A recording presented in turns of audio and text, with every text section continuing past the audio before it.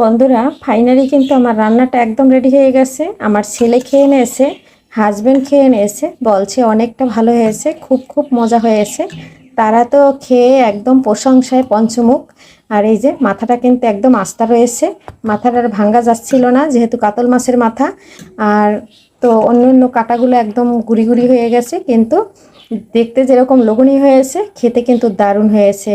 ছেলে আর ছেলের বাবা খেয়ে কিন্তু রিভিউ দিয়ে দিয়েছে।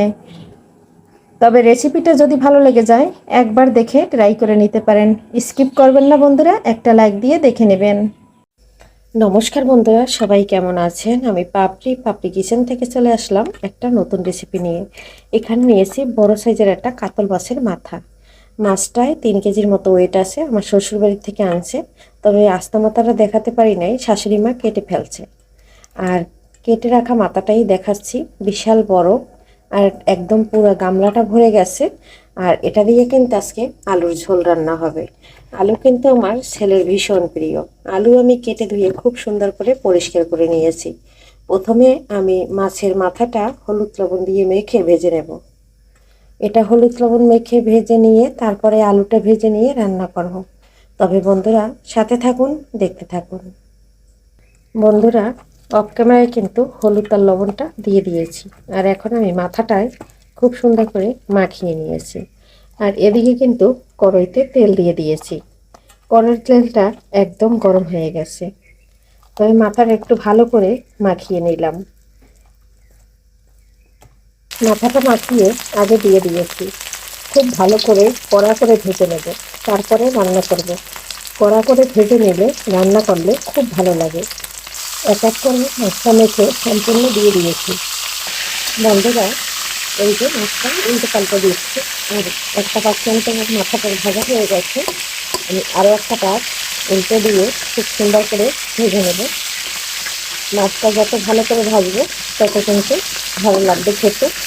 আর এটা কিন্তু বাড়ির ভিতরের মাছ।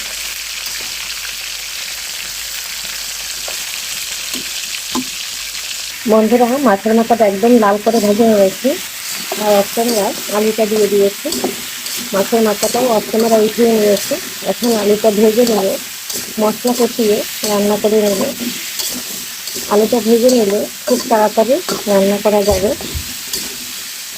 আর মাছের মাথাটা কিন্তু একদম ভেঙে রান্না করবে। আর আলু কিন্তু আমার ছেলের ভীষণ প্রিয়। ও মাছের মাথা খায় না, কিন্তু আলু খাবে। বন্ধুরা, আলুটা অনেকটা ভাজা হয়ে গেছে। এখন আমি দিয়ে দিচ্ছি এখানে পেঁয়াজ আর কাঁচামরিচ কেটে রাখা। এটা এর ভিতরে একদম ভেজে নেব। আর এখানে নিয়েছি রসুনের পাউডার, এটাও এই আলুর ভিতরে দিয়ে ভেজে নেব। এরপরে শুধু আমি জিরা মশলাটা এখানে ব্যবহার করব, কারণ আলুর ঝোলে বেশি একটা পেঁয়াজ রসুন ব্যবহার করব না। যতটুকু দিচ্ছি অতটুকু আদাটা দেবো না। এখানে মাছ মাখা গামলাটা ধোয়া জলটা নিয়ে নিয়েছি, যেহেতু এখানে রসুনের পাউডার ছিল। আর আমি এখন গুঁড়া মশলাটা দিয়ে জলে তৈরি করে নেব। এখানে হলুদের গুঁড়া, কাঁচামরিচের গুঁড়া, আর দিয়ে দেবো ধনে জিরার গুঁড়া, আর দেব লবণটা পরে দেব। মশলাটা খুব সুন্দর করে অল্প জলের ভিতরেই একদম রেডি করে নিচ্ছি। আর এই মশলাটা দিয়ে আলুটা কিন্তু বেশ কষিয়ে নেব। এখানে এখন আমি এটা চামচ দিয়ে দিয়ে তারপরে সামান্য একটু গরম জল দিয়ে আলুটা ঢেকে ঢেকে কষিয়ে নেব। আর আলুটা কিন্তু সম্পূর্ণ ভাজা হয়ে গেছে। মশলাটা কিন্তু সম্পূর্ণ ঢেলে দিয়েছি। এখন আমি একটু নেড়ে চেড়ে নিচ্ছি। এরপরে বাটিটা ধুয়ে একটু জল দিয়ে দেবো, তবে গরম জলটাই ব্যবহার করবে। এই যে বন্ধুরা, গরম জলটা দিয়ে দিচ্ছি। গরম জলটা দিয়ে এখন একটু নেড়ে ছেড়ে দিচ্ছি। এখন ঢাকনা দিয়ে ঢেকে খুব সুন্দর করে 5 মিনিটের মতো কষিয়ে নেব। আবার একটু নেড়ে ছেড়ে দিচ্ছি। আমি কিন্তু ঢাকনা দিয়ে ঢেকে রাখছিলাম, যদি আবার মশলাটা পুড়ে যায় সেক্ষেত্রে একটু আবারও নেড়ে দিচ্ছি।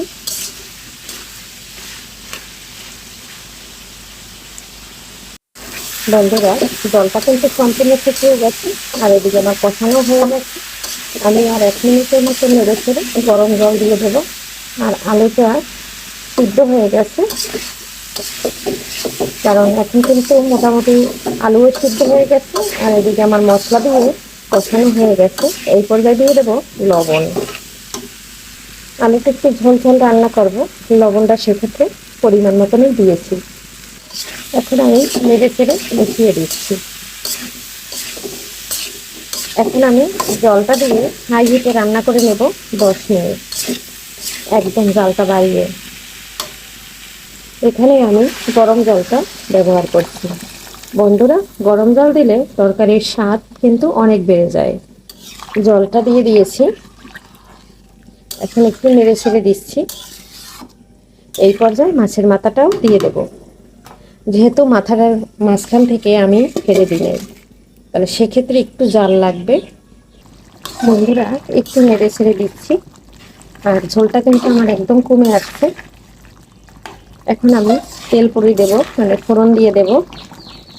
ফোড়ন দিয়ে আলুটা রান্নার টেস্ট কিন্তু দ্বিগুণ বেড়ে যায়। এখন একটু মাছের মাথাটা উল্টে দিচ্ছি। বন্ধুরা, আলুতে ফোড়ন দেওয়ার জন্য জিরা দিয়ে দিচ্ছি, আর এখানে কিন্তু সরিষার তেল দিয়ে দিচ্ছি। সরিষার তেল দিয়ে আলুটা ফোড়ন দেব। দিয়ে দিচ্ছি একটা তেজপাতা, এটা কিন্তু একটু ভাজা হইলেই হয়ে যাবে। এখন আমি এটা চুলার উপর থেকে নামিয়ে নেব, আর না বেশি কালো হয়ে যাবে জিরাটা ভেজে। এখন আমি ফোড়নটা দিয়ে দিচ্ছি। বন্ধুরা, এখানে দিয়ে দিচ্ছি কিছু বিলেতি ঝিঙ্গের পাতা, এটা আমার গাছের, আর দিয়ে কিন্তু এখন একটু নেড়ে ছেড়ে দিয়েছি। আর বন্ধুরা, চেষ্টা করবে আলু রান্না করলে এভাবে ফোড়ন দিয়ে রান্না করলে কিন্তু খুব সুন্দর ভালো লাগে, আর খুব সুন্দর হয় রান্নাটা। আর এখন দিয়ে দেব আমি জিরার গুঁড়া, তাহলে কিন্তু আমার রান্না একদম রেডি হয়ে যাবে। এখানে দিয়ে দিচ্ছি ভাজা জিরার গুঁড়া, দেওয়া শেষ। এখন আমি নেড়ে ছেড়ে নিচ্ছি। আর জিরার গুঁড়ো দিয়েই কিন্তু এই মাছের মাথাটা আলু দিয়ে রান্না করে নিলাম। এভাবে আমি অনেকবার রান্না করে খেয়েছি, খেতে কিন্তু দুর্দান্ত লাগে। আজকে কিন্তু বন্ধুরা আপনাদের সাথে শেয়ার করছি। আর রেসিপিটা কেমন লাগলো অবশ্যই কমেন্ট করে জানাবেন। আর সবাই চেষ্টা করবেন একবার এভাবে রান্না করে দেখেন। এখনও হয়তো অনেকে খাননি, আমি কিন্তু অনেকবার খেয়েছি। বড় মাছের মাথা দিয়ে এভাবে আলু আমাদের ভিতরে কিন্তু রান্না করে, বড় বড় অনুষ্ঠানেও এভাবে মাছের মাথা দিয়ে আলু রান্না করে। আর এই আলুটা খেতে কিন্তু বন্ধুরা দুর্দান্ত হয়। আর ভাত, রুটি, পরোটা সব কিছুর সাথেই খাওয়া যায়, তবে ঝোলটা একটু বেশি। আর ঝোল, এটা কিন্তু আলুর ঝোল, আলুর ঝোল কিন্তু টেনে যায়। আর রান্নাটা কেমন লাগলো বন্ধুরা, কাছে এবং দূরে, দেশ ও দেশের বাইরে থেকে যারা আমার ভিডিও সবসময় দেখেন এবং কমেন্ট করেন, ভিডিও তৈরি করার উৎসাহ জাগান, তাদের জানাচ্ছি অনেক অনেক মন থেকে ভালোবাসা এবং শুভকামনা। অফুরন্ত ভালোবাসা সবার জন্য, অনেক অনেক দোয়া আশীর্বাদ রইল। সবাই ভালো থাকবেন, সুস্থ থাকবেন। আর আজকে ভিডিও এখানেই রাখছি, পরবর্তীতে দেখা হবে নতুন কোনো রেসিপি নিয়ে। এ পর্যন্ত সবাই ভালো থাকবেন। আগামী ভিডিও দেখার আমন্ত্রণ জানিয়ে বাই বাই।